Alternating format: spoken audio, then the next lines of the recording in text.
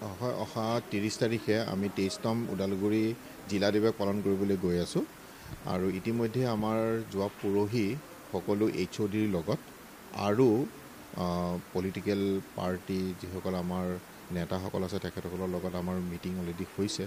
তেখেতসকলৰ সেই মিটিঙৰ যি ছাজেশ্যনছ সেই ছাজেশ্যনৰ ওপৰত ভিত্তি কৰি আজি আমি এলানি আলোচনা আৰম্ভ কৰিছিলোঁ।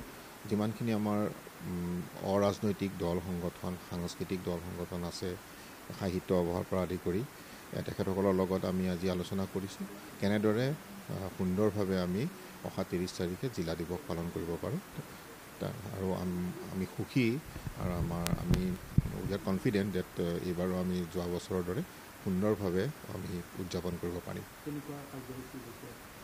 আমাৰ এতিয়ালৈকে কিছুমান শ্বৰ্ট লিষ্ট কৰা হৈছে কিন্তু ফাইনেল এতিয়ালৈকে আমি কৰা নাই। তথাপিতো আমাৰ এটা বৃক্ষৰোপণ কাৰ্যসূচী আমি ৰাখিম ৰাতিপুৱা এণ্ড তাত আমি নাহৰ পুলি লগোৱাৰ চিন্তা কৰিছোঁ in memory of our beloved Zubeen Garg. আৰু তাৰ উপৰিও আমাৰ essay competition quiz competition open art competition এনেকুৱা ধৰণৰ ছাত্ৰ ছাত্ৰীসকলৰ মাজত হ'ব। তাৰোপৰি বাৰেৰহণীয়া আমাৰ এটা সাংস্কৃতিক যাত্ৰাও এটা আমি পালন কৰিম আৰু আমাৰ এটা মেইন ফাংচন এটাও হ'ব আমাৰ জিলাৰ যিখন ডেজিগনেটেড পেৰেড গ্ৰাউণ্ড তাতে হ'ব।